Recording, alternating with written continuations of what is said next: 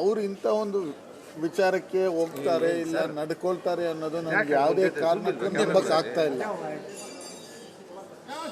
ಮಾತುಗಳು ಕಮ್ಮಿ ಹೇಳೋಷ್ಟು ಒಳ್ಳೆಯದು, ಬಟ್ ಆ ವ್ಯಕ್ತಿ ಹಿಂಗೆ ಜೀವ ಕೊಡುವಂಥ ಒಂದು ಜೀವ ಅಲ್ಲ ಅದು.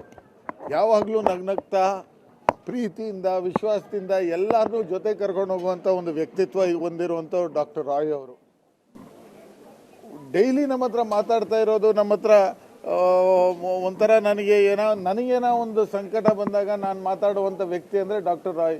ನಾನು ಎಲ್ಲಿ ಹೋಗೋದು, ಏನು ಮಾಡಬೇಕು, ಒಂದು ಮೂಡ್ ಆಫ್ ಆಯಿತು, ಬೇಜಾರಾಯಿತು, ನಮ್ಮ ಅಪ್ಪ ಹತ್ರ ಜಗಳ ಆಡ್ಕೊಂಡ್ರೆ ರಾಯ್ ಸರ್ ಏನು ಸರ್ ನಮ್ಮ ಅಪ್ಪ ಹಿಂಗೆ ಮಾಡ್ತಾರೆ ಅಂತ ಅವ್ರ ಹತ್ರ ನಾವು ಮಾತಾಡ್ಕೊಳ್ತಾ ಇದ್ವಿ. ನನಗೆ ಧೈರ್ಯ ಹೇಳ್ತಾ ಇದ್ದಿದ್ದು ವ್ಯಕ್ತಿ. ಆ ಮನುಷ್ಯ ಇವತ್ತು ಹಿಂಗೆ ಒಂದು ಇದು ಮಾಡ್ತಾನೆ ಅನ್ನೋದು ನಾನು ಯಾವುದೇ ಕಾರಣಕ್ಕೂ ನಂಬಕ್ಕಾಗ್ತಾ ಇಲ್ಲ, ಬಿಲೀವ್ ಮಾಡೋಕ್ಕಾಗ್ತಾ ಇಲ್ಲ. ಮಾತುಗಳು ಎಷ್ಟು ಕಮ್ಮಿ ಹೇಳಿದಷ್ಟು ನನಗೆ ಅರ್ಥ ಆಗ್ತಾ ಇಲ್ಲ ನಾನು ಏನು ಹೇಳಲಿ ಅಂತ. ನಾನು ಯಾವುದೇ ವಿಚಾರಕ್ಕೆ ಇಂಡಿವಿಜುವಲಿ ಹೋಗೋಕ್ಕೆ ಇಷ್ಟಪಡಲ್ಲ. ತನಿಖೆ ಅದು ಪಾಡಕ್ಕೆ ನಡೆಯುತ್ತೆ. ನನಗೆ ಕರ್ನಾಟಕ ಪೊಲೀಸ್ ಮೇಲೆ ನಂಬಿಕೆ ಇದೆ. ಯಾವುದೇ ಕಾರಣಕ್ಕೂ ಇದನ್ನು ಸಿಂಪಲ್ ಆಗಿ ಬಿಡೋಂಥ ಪ್ರಶ್ನೆನೇ ಇಲ್ಲ.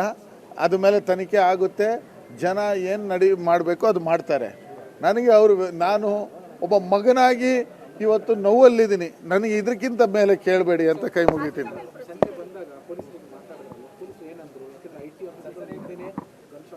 ಇಲ್ಲ ಮುಂದೆ ಅಂತಲ್ಲ, ಅವ್ರು ರೂಮಲ್ಲಿ ಹೋಗಿ ಅವ್ರು ಮಾಡ್ಕೊಂಡಿದ್ದಾರೆ ಅಂತ ಹೇಳಿದ್ದಾರೆ.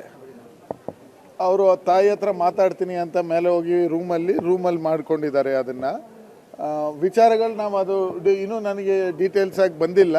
ಬಟ್ ಇದೇನೇ ಇದ್ರೂ ತನಿಖೆ ಆಗುತ್ತೆ, ಅದ್ರ ಮುಂದೆ ಇರುವಂಥ ಹಂತಕ್ಕೆ ಅದು ಹೋಗುತ್ತೆ. ಡಾಕ್ಟರ್ ರಾಯ್ ಅವರು ನಮ್ಮನ್ನು ಬಿಟ್ಟು ಅಗಲಿದ್ದಾರೆ, ಅದು ನನಗೆ ಸಹಿಸಕ್ಕೆ ಆಗ್ತಾ ಇಲ್ಲ. ಅವ್ರಿಗೆ ಇಬ್ಬರು, ಒಂದು ಗಂಡು ಒಂದು ಹೆಣ್ಣು ಮಗಳು, ಅವರು ದುಬೈಲಿದ್ದಾರೆ.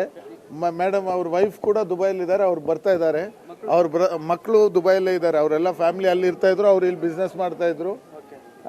ಇವಾಗ FSL ಟೀಮ್ ಬಂದು ಅವ್ರ ಬಾಡಿನ ಇದು ಮಾಡಿ ಬೌರಿಂಗ್ ಕ್ಲಬ್ಗೆ ಶಿಫ್ಟ್ ಮಾಡ್ತಾರೆ ಅಂತ ಹೇಳಿದ್ದಾರೆ. ಕರ್ನಾಟಕದ ಸಮಸ್ತ ಜನ ಎಲ್ಲ ನೋಡುವಂಥವ್ರು ಯಾರ್ಯಾರು ಡಾಕ್ಟರ್ ರಾಯ್ನ ಪರಿಚಯ ಇದ್ದರು ಎಲ್ಲರೂ ದೇವ್ರ ಹತ್ರ ನಾನು ನಿಮ್ಮಲ್ಲಿ ಬೇಡ್ಕೊಳ್ತೀನಿ, ಆ ದೇವರಲ್ಲಿ ಅವ್ರಿಗೆ ಅವರ ಕುಟುಂಬಕ್ಕೆ ಶಕ್ತಿ ಕೊಡಿ ಅಂತ ಬೇಡ್ಕೊಳ್ಳಿ.